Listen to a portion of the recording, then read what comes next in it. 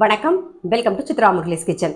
இன்னைக்கு என்ன பார்க்க போறோம் அப்படின்னு பார்த்தீங்கன்னா, நம்ம வந்து கருப்பு உளுந்து அதுக்கப்புறம் வந்து கடலைப்பருப்பு இது ரெண்டுத்தையும் சேர்த்து ஒரு கிரேவி தான் பண்ண போறோம். இது சப்பாத்தி, நான், பராட்டா எல்லாத்துக்கும் நல்லா இருக்கும். அதே மாதிரி நல்ல ஒரு ஜீரா ரைஸ் அப்படி இல்லைன்னா வெறும் ரைஸ்ல நெய் விட்டு பிசைஞ்சு சாப்பிட்றதுக்கும் ரொம்ப ரொம்ப டேஸ்டியா இருக்கும். இப்போ அதுதான் நம்ம பண்ண போறோம். அதுக்கு வந்து 1 கப்பு கருப்பு உளுந்து எடுத்துக்கோங்க, ஒரு 1/4 கப்பு கடலைப்பருப்பு. கருப்பு உளுந்தை முதல் நாள் நைட்டே நல்லா ஊற வச்சிருங்க. அதை நல்லா ஊறினாதான் வேகும், அதனால நல்லா ஊற வச்சிருங்க. அடுத்தது காலையில நீங்க வேக வைக்கிறதுக்கு முன்னாடி கடலைப்பருப்பை வந்து ஒரு 20 நிமிஷம் 30 நிமிஷம் ஊற வச்சுட்டு அதுக்கப்புறமா ரெண்டுத்தையும் சேர்த்து வேக வச்சு எடுத்துக்கணும். இப்போ நம்ம வந்து வேக வச்சு தான் எடுத்துக்க போறோம். அதை முதல்ல வேக வச்சு எடுத்துக்கலாம். கருப்பு உளுந்து ஊற வச்சது, அப்புறம் கடலைப்பருப்பு ஊற வச்ச கடலைப்பருப்பு, ஒரு 1/2 இன்ச்சுக்கு இஞ்சி, ஒரே 2 பல்லு பூண்டு, மஞ்சப்பொடி கொஞ்சம், இதுக்கு தேவையான உப்பு,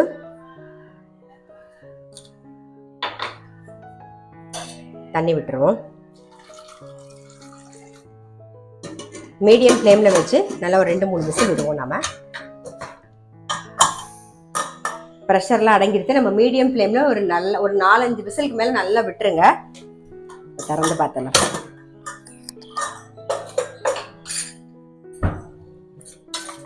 நல்லா வெந்திருக்கு. ஜஸ்ட் மசிச்சுண்டா போதும். இதை எடுத்து வச்சுட்டு நம்ம வந்து வதக்கிக்கலாம். முதல்ல கடாயில கொஞ்சம் எண்ணெய் விட்டுருக்கேன். அதில் 1 டீஸ்பூன் வந்து வெண்ணெய் சேர்த்துக்கிறேன். சீரகம் தாளிச்சுக்கலாம். அப்புறம் வெங்காயம், நல்ல ஒரு பெரிய வெங்காயம், ஒரு வெங்காயம்,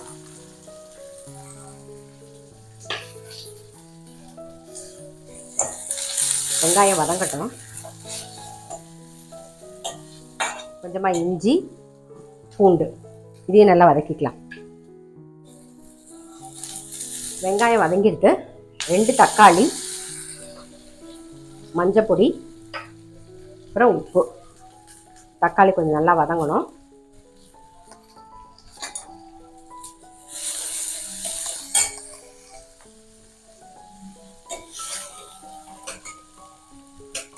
தக்காளி நல்லா வதங்கிடுத்து. இப்போ காரம் சேர்த்துக்கலாம். காரத்துக்கு வரமிளகா பொடி, அப்புறம் நம்ம மசாலா எதுவும் சேர்க்கல இல்லையா, நான் வந்து தனியா மசாலா பொடி சேர்க்குறேன். எந்த அளவுக்கு வேணுமோ நீங்கள் பார்த்து போட்டுக்கலாம். இது கொஞ்சம் நல்லா வதங்கட்டும். நம்ம வரமிளகா பொடியெல்லாம் சேர்த்து பச்சை வாசனை போக நல்லா வதங்கிடுது. இப்போ வந்து வேக வச்ச கருப்பு உளுந்து சேர்த்துடலாம். கருப்பு உளுந்து கடலைப்பருப்பையும் சேர்த்துடலாம்.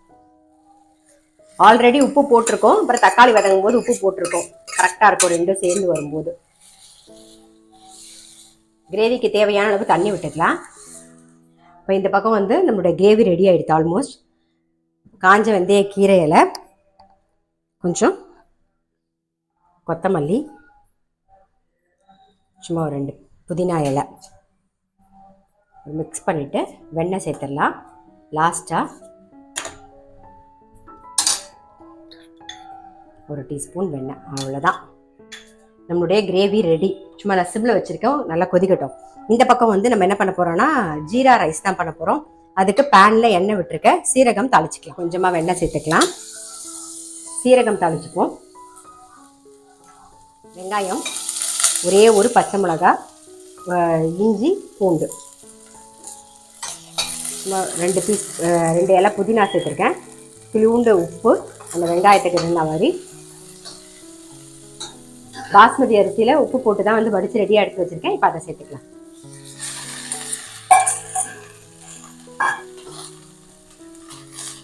அவ்வளோதான், நல்லா மிக்ஸ் பண்ணிவிட்டு கொத்தமல்லி போட்டுருவோம். ஆஃப் பண்ணிடலாம். நம்மளுடைய ஜீரா ரைஸும் ரெடி.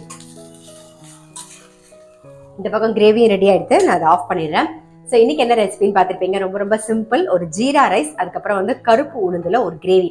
கருப்பு உளுந்து கடலைப்பருப்பு சேர்த்து கிரேவி பண்ணி பார்க்கலன்னா டெஃபினட்டாக பண்ணி பாருங்கள். ரொம்ப ரொம்ப டேஸ்டியாக இருக்கும். இது வந்து சப்பாத்தி, நான், பராட்டா, அதுக்கப்புறம் பிரெட்டு, வெறும் ரைஸில் நெய் விட்டு பிசைஞ்சு சாப்பிட்டா கூட ரொம்ப ரொம்ப டேஸ்டியாக இருக்கும். கண்டிப்பாக ட்ரை பண்ணி பாருங்கள். நான் அடுத்த வீடியோவில் சந்திக்கிறேன்.